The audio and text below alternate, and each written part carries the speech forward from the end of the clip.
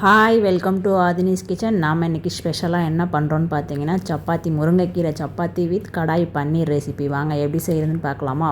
உங்களுக்கு தேவையான அளவு கோதுமை மாவு எடுத்துகிட்டு முருங்கைக்கீரையை வந்து மிக்ஸி ஜாரில் போட்டு அப்படி கொஞ்சமாக தண்ணி விட்டு நல்லா நைஸாக அரைச்சி அதில் ஊற்றி சேர்த்துருங்க. உப்பு, சுகர் கொஞ்சம் சேர்த்துட்டு எப்பயும் போல் சப்பாத்திக்கு மாதிரி பிசைஞ்சு வச்சுருங்க. தண்ணி வந்து கொஞ்சம் கொஞ்சமாக விட்டு சேர்த்திங்கன்னா அப்போ தான் நல்லா வரும்.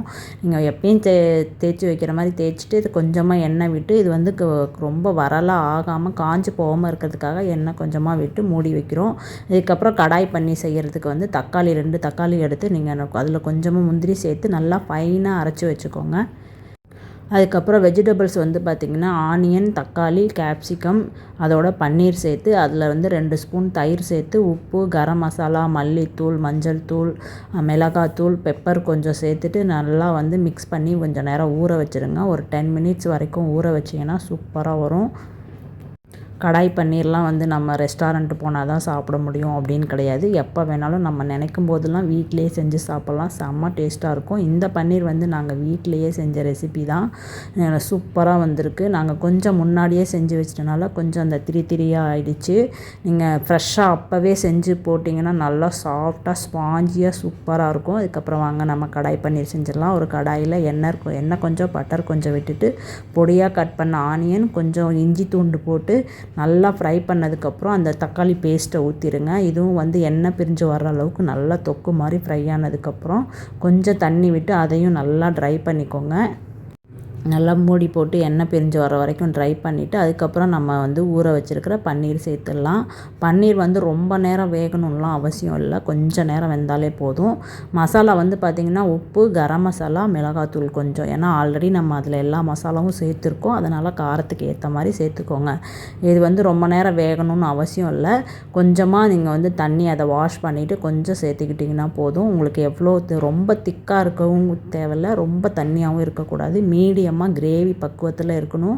அப்போ தான் சூப்பராக இருக்கும்.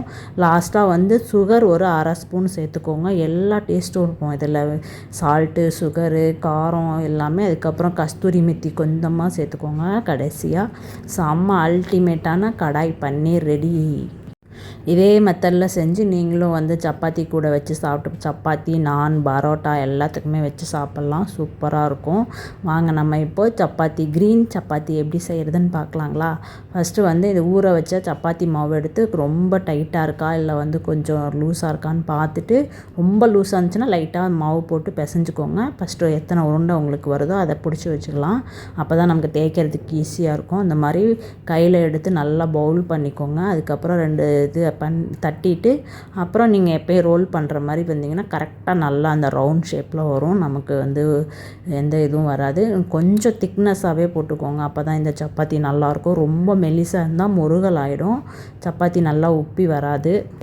நான் கொஞ்சமாக சப்பாத்தி சேர்த்துட்டு சாம்பிளுக்காக போட்டு காமிச்சிருக்கேன். நீங்கள் மொத்தமாக எல்லாமே தேய்ச்சிட்டு கூட நீங்கள் போட்டுக்கலாம். ஃபஸ்ட்டு வந்து ஒரு சப்பாத்தி பேனில் வந்து நீங்கள் இந்த மாதிரி ஃபஸ்ட்டு 2 பக்கமும் போட்டு லைட்டாக திருப்பி போட்டு எடுத்துக்கோங்க. அதுக்கப்புறம் நாங்கள் வந்து ஒரு கிரில்லு மாதிரி வச்சுருக்கோம், அதில் தான் போட்டு எடுத்தோம்.